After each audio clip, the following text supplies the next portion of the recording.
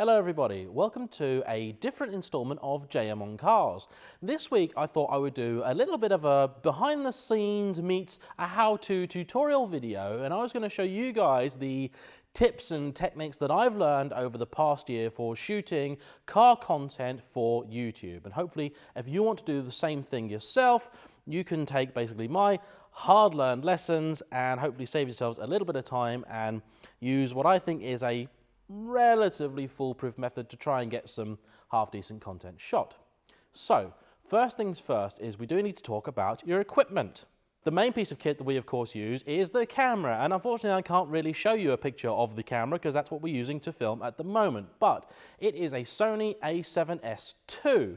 I picked the a7S II specifically for doing this YouTube kind of stuff because it's a small, compact, still-shaped camera. It is a mirrorless camera, not a DSLR, and it is basically the only camera of its type, in my opinion, that gives a decent picture quality and has a full frame size sensor. Now, a lot of that is technical stuff that you don't necessarily need to understand, but put simply, not all small compact cameras give good quality video. Some are better than others. The Sony a7S lineup is very, very good, and also the recent Panasonic GH cameras, the GH5 in particular, are very, very good at video as well. Most vloggers list what kit they use, so if you've got a vlogger that you particularly like, have a look in their videos and they'll probably show you what kind of kit that they're using. The lens I mostly use is the Zeiss Sony 35mm 2.8 because it is small, lightweight, compact, and can autofocus. I don't tend to like autofocus lenses that much, but for a lot of the time they are a necessary evil, especially when I'm doing filming on my own. I do, however, have another selection of the other stuff that I use to film right here in front of me, so let's go through some of that quickly. Here in no particular order, we have my Sony action cams. I very recently upgraded these to 4, I probably bought a few too many, and they are the Sony FDR X1000V. They're little 4K cameras. I used to use 1080p AS30s, which were much cheaper, but frankly I wasn't very happy with the quality difference between the main camera footage and the action cam footage. So I upgraded all of these recently, and hopefully you guys are appreciating the better quality of onboard footage. Now those of course need suction mounts. I got a selection of those, but by and large I use two types. I have these smaller 90mm mounts, which are by far the most useful for these kind of cameras, and I have a couple of larger 120mm mounts like this one. Now this one is what I actually use to rig the large A7 inside the car. So basically all of my videos you've seen where I'm sat inside the car talking, this is what the camera is basically hanging off. Goes on the windscreen like so. Now, when you mount any sort of suction mount, you of course need to make sure you've got a clean surface, and to do that I use a bit of Valo Pro Classic all-purpose cleaner. You can of course use basically any sort of detailing or quick cleaning spray, and I keep a selection of microfibers about for that purpose. I have a selection of filters because when you're trying to make the picture look good and you're working with varying light levels, you're going to need some filters. ND filters basically cut down the light that enters the camera without affecting anything else. So if you're particular about your camera settings like I am, having a selection of these on hand is very, very important. This is one of the other lenses that I use. Basically, I have only the one autofocus lens, and that's the one that's on the camera currently. The rest of the lenses that I have are all manual focus. Couple of reasons for these. Number one, they are built to be manually focused, so the focusing action on them is really, really super nice. This is a Canon Fd lens. This particular one is a 50 or a 28mm, can't remember which, 50mm, there you go. And so I have one that's slightly longer than the lens I'm using now, one that's slightly wider, and I have a longer zoom as well. These are really nice lenses, and they're available at pretty reasonable prices on most photography websites and places like eBay, all that sort of stuff. So they're not expensive and they are very, very good.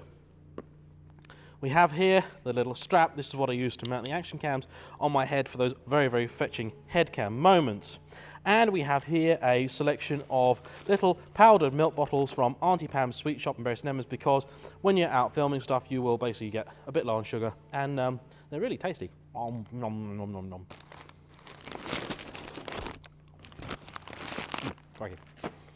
Right, sound is super important, as you can probably tell by the fact that there is an awful din going on in the background. Shut up, you bastards! Now, I need to stop myself here and explain something real quick. When you're filming, certain things only become apparent when you get to the edit.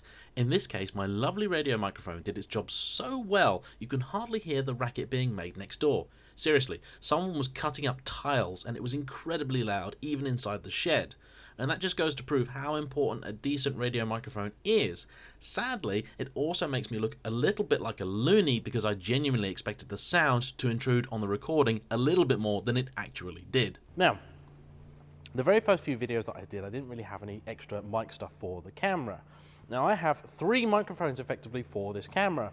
You have the built-in microphone, you have the radio mic that I'm currently using, and I also have this, which is just the little basic Sony goes on the top kind of microphone, which is now covered in milk bottle dust. This is a great little mic to have because it is significantly better than the onboard microphone, and if you're filming more than one person, so the videos you see of me and Laurie talking together, I've probably been using this little thing. It's not perfect and I should upgrade it, but the upgrade is about 650 quid, so it's staying put for now. The radio mic, however, is extremely important, and here's why. You see, Laurie can move all the way over there and I can talk at the same volume, and with any luck the audio will be just as clear in close-up as it is in the wide shot. Of course, if we didn't have the benefit of this radio mic, everything would sound a little bit like this. I have to talk quite a bit differently for you guys to hear me, because if I kept my voice to the same level, I probably wouldn't be able to, at least not very clearly. Best of all, it means you'd hear all the stuff I say at the back of the camera. Yeah. A large part of the skill of doing these videos is choosing the right place to film. You generally need 2 locations, one where you can stand, talk about the car, and walk around it. Now, not all people do this in their videos, but I like to, because I like to talk a little bit about the car, about the history of it, something specific about the model. See, sometimes I get cars I know quite a bit about, and other times I get cars that I don't really know much about at all, in which case I have a good chat with the owner and find out the things that I need to know or that are specific to their car. Because once you've got a car that's 5, 10, 15 years old, especially if it's been enthusiast owned, it's unlikely to be standard. Now, one of the top priorities when choosing a location is getting somewhere that's reasonably quiet. Unfortunately, it appears to be Chainsaw Appreciation Day here today. Now, when doing these videos, I used to try and get everything done in one nice big long take, and that doesn't really work. Now, there's a couple of ways that I've got around this problem. Number one is that I stand still and I basically reel through about 5 or 10 minutes worth of stuff, and I shoot that from 3 or 4 different angles, and then I cut together all the stuff that I've said, because most of what I do is actually semi-improvised. I have kind of points that I know that I want to talk about, but the route that I take to get between them does vary from take to take, and some work brilliantly, and those hopefully are the ones that make it into the final video. Others are consigned to my own personal bin of shame. More recently, the technique I've been using is to break down what I want to say into a few bullet points, usually around a minute each, and then cover each bullet point in a different camera angle. This gives a similar effect to cutting into the same shot from different angles, but it makes it a little easier in the edit. I've also used this technique in a few interviews to keep the videos looking interesting. So using this car as an example, this is a 1998 Peugeot 106 Look Squared. More accurately, it is my good friend and cameraman Laurie's Peugeot 106 Look Squared Optimus Prime Edition. This car has a lot of sentimental value to Laurie because it was bequeathed to him by his late grandmother, and is basically the main thing that he has left from her, so I should really take good care with it. Under this carefully sculpted and brushed effect bonnet, you have a mighty 1.1 litre engine producing some horsepowers, and to give an extra sporty feel, that's coupled to a clearly rally-derived suspension. On the interior, we have this gorgeous interior combining such luxurious materials as 1990s tracksuit and fake leather. You also have an incredibly out-of-date fire extinguisher here, which is probably going to just spread the flames around as you scream and burn to death. Now, the owner of this vehicle has modified it somewhat. In particular, he replaced the dials in this car because, as standard, despite this being, I'm told, a very high-end version of the 106, it didn't actually have a rev counter. What it had was a clock that big right in front of you, just in case you forgot what the time was, because let's face it, what's more important to a sporting driver isn't the revs you're doing, it's what time of day it is. Of course, what you guys want to know is how this race beast handles on a British B-road blast. But the magic of editing means that normally I just get in the car and hop out. Of course, the reality is that a lot of things have to happen first. Now, foremost, we have to mount all of the action cams on the outside or inside of the car. Now, doing that with a car like this is quite simple. As a general rule, cars with flat sides are pretty easy to mount up, and cars with curves are pretty difficult. That RX-7 I shot, most difficult car I've ever had to mount an action cam to, because you try and find me a flat surface on that thing.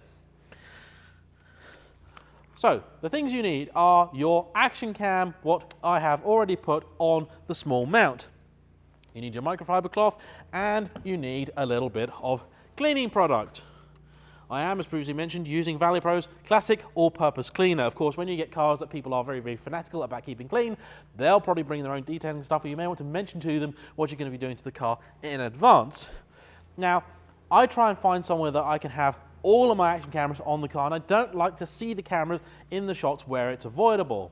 I like to have at least one shot looking forwards, one shot looking backwards, and then a couple of other shots in between. Some of them generally looking at a little bit of the car, often the logo, maybe a bit of wheel, something sexy like that.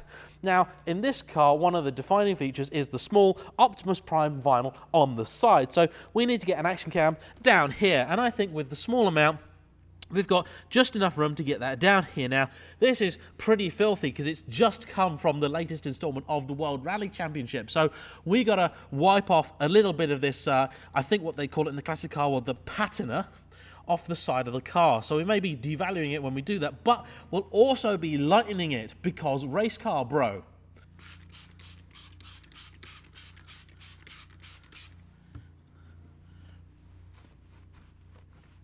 Now, of course, once you've wiped this, you need to make sure to get this surface nice and dry.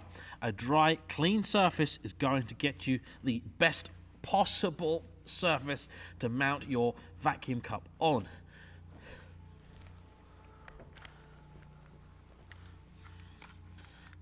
Now, you need to work out what sort of shot you're going to want. These cameras have an incredibly wide field of view, so don't forget, I mean, you can get an app that will allow you to see what these things are doing, but frankly, they're seeing kind of that sort of stuff. So if you've got it pointed in roughly the right direction and you've got half an idea of what you're doing, you're going to be fine. So, let's work out how we're going to get this shot. Let's see how Optimus is going to get on here. Okay, this will be a nice shot here. So, this on here, and then hopefully with this particular mount it's just a lever vacuum, so you pull there and you give it a nice firm tug. That is welded on now. Oh, and that's a little bit too close, so let's fix my mistake. Let's go a bit further back and let's go here, and there you go. So I suspect Optimus is going to be nicely and clearly in that shot. Now we just need to find another couple of places to put the cameras. Now, if you're unsure about where to mount cameras, especially if you're starting out, you're very wary about damaging a car, or it's got a sensitive or delicate, perhaps fiberglass body panel, always remember that the best and safest place to put a vacuum mount is on a window. I'm going to mount 2 more action cameras to the exterior of this car, and then the 4th one is going to go on the inside because I want to demonstrate something else to you guys. So I'm going to put action cam number 2 here. So we've got the little 106 logo in shot. It's kind of nice, arty shot, don't you think? Again, give it a bit of a spray, wipe, dry. Obviously, I have other more expensive and fancier cloths for cars with paintwork that is still in something approaching decent condition. Oh yeah. Ooh. Okay, where are we going to put competitor number 4? Might do something a bit fruity and fancy with this one. Yeah. Now.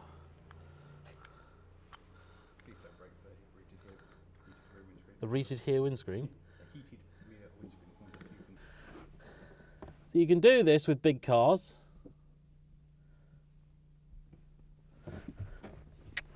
That's going to be a nice shot of us. That'll be lovely. Right. Now we just need to mount up the big camera on the inside. Another top tip from me, and something that I do to just save time, is that if you run all these different cameras at once, you can basically save yourself a huge amount of time in the edit. So get all your cameras set up, get them all running, and then when you're in the car, you just need to sync them. And the easiest way of syncing them is doing this. And then when you go into your edit software, you basically find out where that beep was, hit the in point on that on all your clips, and your edit software, I personally use Premiere Pro, you should have a way of creating something called a multi-clip sequence. And if you do that, you then cut out the portion of footage you want, which will be you talking, like this clip, for example. And then to go to the different angles, as you're playing through, you simply hit number 1 for camera number 1, 2 for camera number 2, and so on. And you edit it as almost as if it's live TV. And that's a really, really efficient way of getting stuff done.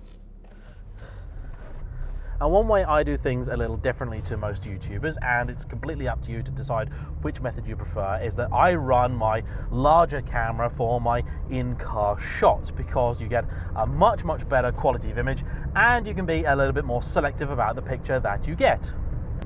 So, for example, the shot you're seeing now is my standard shot, which is on the A7. And the shot you're seeing now is from one of the Sony action cams that I've mounted up next to it. Now, I personally don't like this wider shot. I much prefer this one.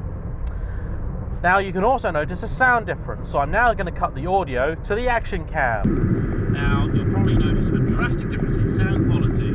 Whether you can actually hear me clearly or not, you can probably hear me okay, but it won't be anywhere near as decent and as clear as the decent sound coming off the radio mic, which is sort of buried under my jacket. Clothing is kind of important. I'm known for my selection of fantastically tasteful shirts, and those aren't chosen just for their good looks, they're practical as well. When you're trying to mount a lavalier mic on someone, it helps to have a little seam in the clothing, so either a polo shirt or a full shirt is much, much easier to work with than something like a t-shirt. Or if you've got a jacket, they're kind of handy too, because you've got something to clip to.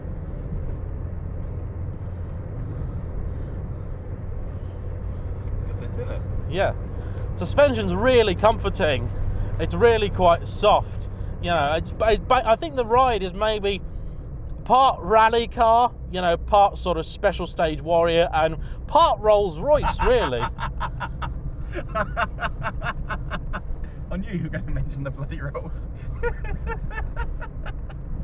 So this car has done 168,000 miles. How many miles have you done in it? It had 74 when I bought it. Well, Okay, my dad had it. 74,000. So you've done like 94,000 miles in it, basically. Yeah. Yeah. Over how long a period? Oh. Think carefully. Think carefully, because your insurance company might be watching.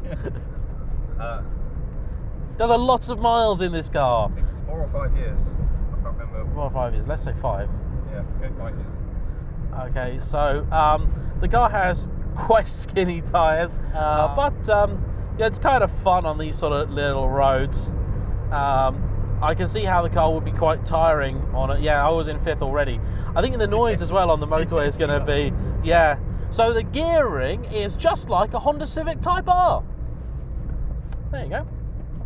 But you weren't expecting me to say that, were you? No, I didn't. And the final ingredient of doing a car video is, of course, the all-important drive-by shots. Now, in a lot of my early videos, you guys kept telling me how important it was to get the drive-by shots done. Well, look, I agree with you, all of you. Honestly, I do. But doing drive-by shots is by far the most time-consuming thing to do, certainly in terms of time spent getting footage to basically amount of footage that actually appears in the video. So to get your drive-by shots, here's what you have to do. You have to find somewhere suitable. What does suitable mean? Well, in this case, suitable means somewhere that you can pull over, you can stop, you can drop your intrepid cameraman out the side of the car, and you can then drive past, you can drive away, come back, go past him again, come back and pick him up, all without having either an accident when someone's piled into the back of you or your cameraman being run over. I am now at full throttle. It's been a long time since I've driven something this slow. Oh, come on! Yes! No wonder it does 58 to the gallon. Do you get why I like it though? It's a really nice little car. Yeah, it's got, Go with charm. yes, charm. That's the word I was looking for. Not the word you were Charm. looking To be fair, it's been reliable, hasn't it? for. Yeah, 2 breakdowns. Okay. That's not so... Went and chewed into the rear axle. Yeah. So that was the 106. Look at it. It's so unimpressed. Evidently, the 106 wave is not a thing.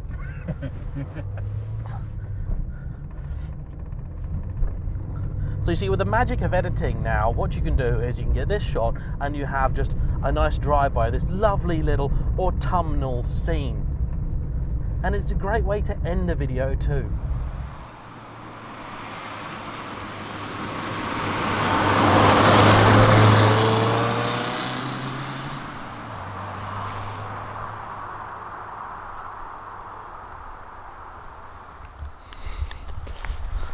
Yeah, look at that. Wasn't that a lovely way to end the video? So, there you go. A little bit of a behind the scenes and sort of a how-to / tutorial on how to make a little car video for YouTube. I hope it's been of interest to you guys, and if you do make some content, I'd love to see what you're making. Now the last bit you have to do is you have to wait for the person you've been filming with to come back. Alright? Alright? Oh, he's coming. It's alright.